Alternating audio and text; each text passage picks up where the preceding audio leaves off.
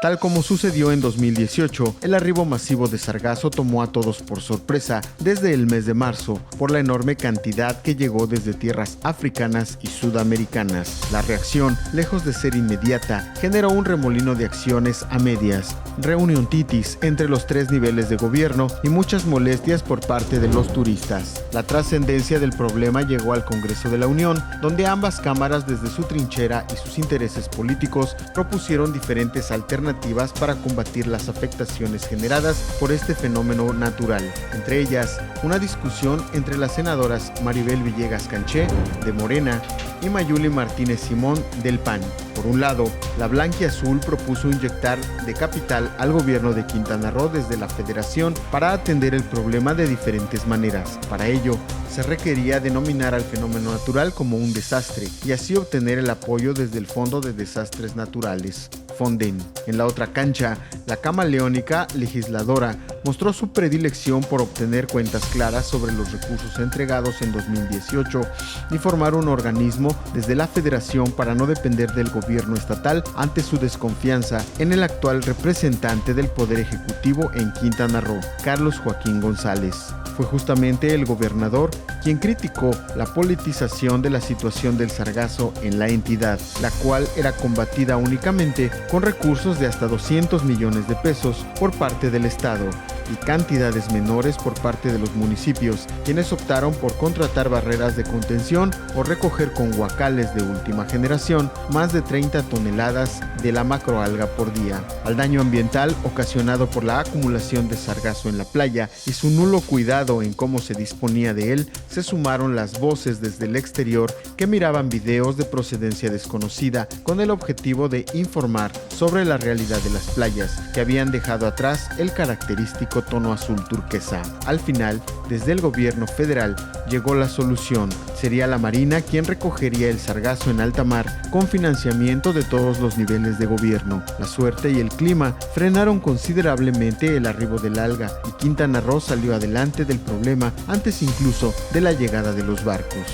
Oficialmente las naves iniciarán en 2020 con la esperanza de frenar todos los problemas en diferentes ámbitos que trajo el sargazo a Quintana Roo. El estado de Quintana Roo fue uno de los pocos que enfrentó un proceso electoral a menos de 12 meses de haber celebrado uno. En contraste con la ocasión anterior, donde hubo un récord de votantes para la entidad, la ciudadanía decidió castigar el proceso al registrar una participación de apenas el 22% para elegir diputados locales. Únicamente participaron 211.410 votantes del 1.247.955 con derecho a ejercer su voto, gracias a la escasa promoción producto de los recortes presupuestales y de la falta de políticos confiables, con presencia en algunos casos de varios cartuchos quemados, enfundados en los colores de otros partidos. Las constantes iniciativas y estrategias lanzadas desde varios sectores sociales para incentivar el voto fueron inútilmente efectivas ante la falta de compromiso de algunos candidatos por mostrar su plan de trabajo ante la gente que no los conocía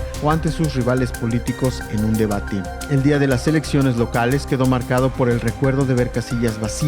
cuando apenas casi 12 meses antes estaban a reventar. Había incluso ciudadanos que no sabían por qué se iba a votar en esta ocasión y no parecían interesados en saberlo. Incluso con toda esa apatía ocurrió un incidente de robo de boletas en Cancún por parte de un grupo de personas. La desinformación alrededor del suceso fue tal que incluso funcionarios estatales y municipales adelantaron un saldo mínimo de boletas sustraídas. Todo mal y de malas durante la jornada electoral. Muy a pesar del escaso sufragio ejercido, la alianza conformada por Movimiento Regeneración Nacional Morena y los partidos Verde Ecologista y del Trabajo arrasó con la elección con 11 de las 15 curules disponibles por mayoría relativa, pese a ser votados por menos del 1% de la población procedente de su distrito electoral. Detrás de las afectaciones provocadas por el arribo masivo de sargazo en Quintana Roo, el avance lento del Tren Maya y del paradójico éxito en el Tianguis Turístico de Acapulco, en Benito Juárez lugares se dio a conocer la existencia de hasta 41 funcionarios públicos con licenciaturas ficticias. Una investigación de Luces del Siglo documentó la ausencia de varios nombres importantes dentro del Registro Nacional de Profesionistas, dentro de la Secretaría de Educación Pública, lo que indicaba el incumplimiento no solo de los requisitos necesarios para ostentar un cargo, sino la posibilidad de invalidar las firmas llevadas a cabo en varios documentos. Entre los más destacados nombres, resaltaron el entonces secretario de Seguridad Pública y Tránsito, Jesús Pérez Abarca, quien se ostentó como profesional técnico y actualmente desempeña el mismo cargo en el municipio de Tulum. De igual forma, el tesorero Marcelo José Guzmán cuenta con un grado incomprobable como administrador de empresas. Tiempo después, se dio a conocer que no era mexicano de nacimiento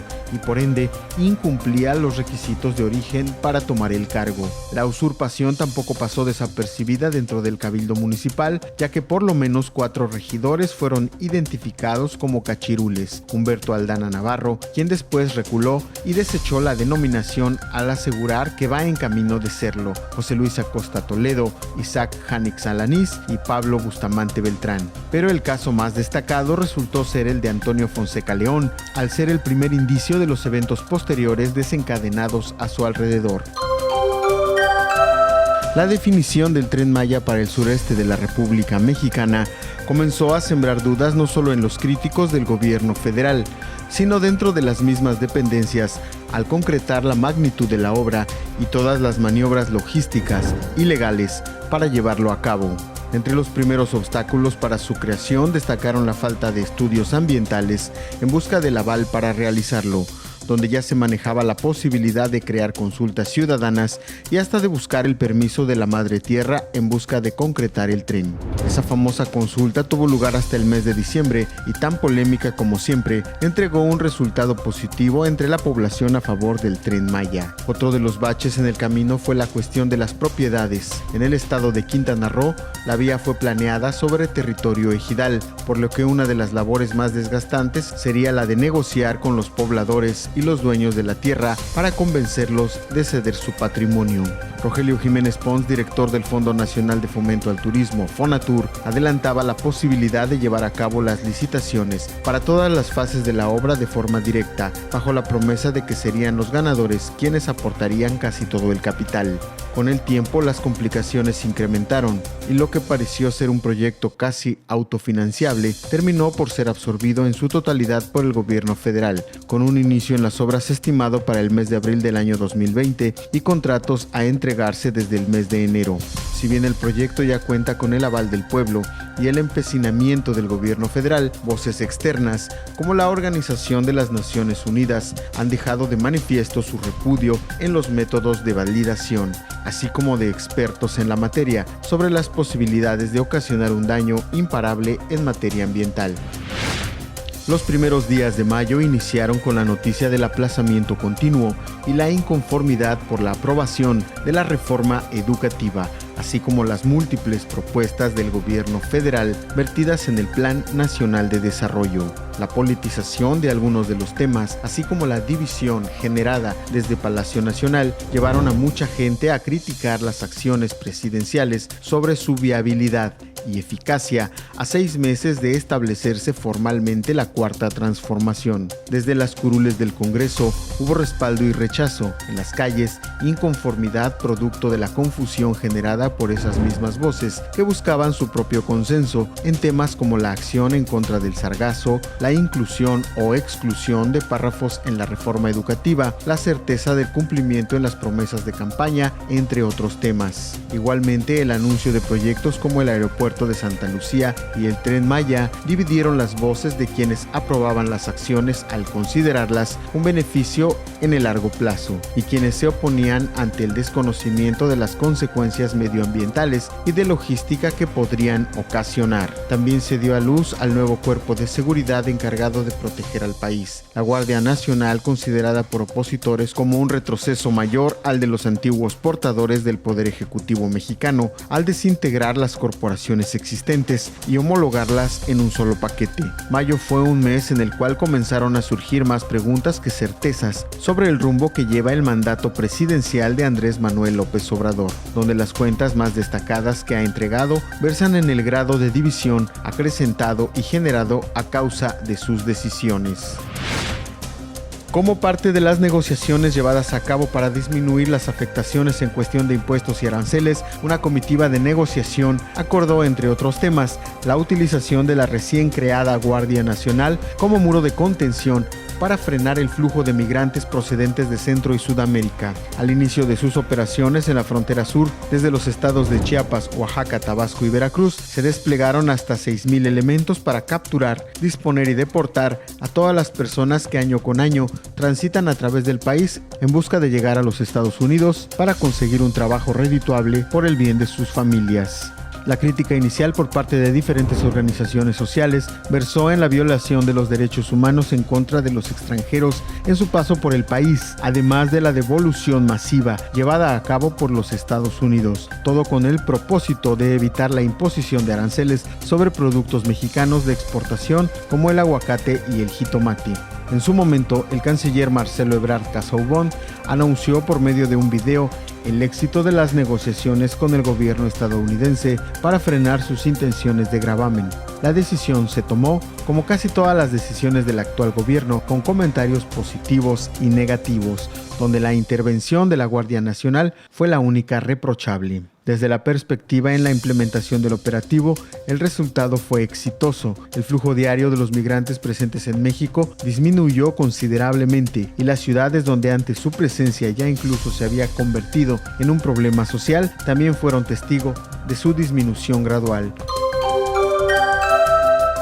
A raíz del desconocimiento de Nicolás Maduro como presidente constitucional de Venezuela y el nombramiento de Juan Guaidó como líder del Ejecutivo por parte de la Asamblea Nacional, millones salieron a las calles para mostrar su predilección por quien se consideraba era el dirigente legítimo ante la reimposición del régimen continuador del chavismo. Si bien la consigna del opositor tuvo eco y respuesta casi inmediata desde las calles, las fuerzas del orden público impusieron su superioridad en los múltiples enfrentamientos suscitados hasta en 140 puntos del país al suprimir hasta 43 manifestaciones programadas para el primer día del mes. Recientemente Maduro comenzó a acusar países vecinos que desde su punto de vista buscan generar un conflicto armado y así legitimar su posición como el mandamás del país. La crisis está lejos de terminar, prueba de ello es el éxodo realizado por cientos de miles de venezolanos en busca de una mejor vida. La tarde del 15 de abril ocurrió un suceso que apartó la apatía de muchas personas en el mundo al unirse en un sentimiento de resignación e impotencia al observar cómo el techo de la histórica Catedral de Notre Dame, ubicada en París, era consumido por las flamas a consecuencia de un incendio de origen desconocido. Desde las 5:30 de la tarde hora local se tuvo registro del siniestro, mismo que no fue detectado hasta 20 minutos después. Durante horas circularon muchos videos del emblemático edificio mientras se quemaba. Por fortuna, las obras resguardadas en el templo no sufrieron mayor daño. La respuesta de la sociedad mundial no se hizo esperar. 24 horas después del incendio, ya se tenían recaudados 800 millones de euros para la reconstrucción de la catedral, además de acaparar la sección internacional de muchos diarios y noticieros por televisión. De acuerdo con reportes preliminares, el fuego no se causó de manera intencionada y tendría su probable origen en la mala ejecución de los trabajos de renovación de aquella emblemática aguja, que terminó por ser consumida totalmente.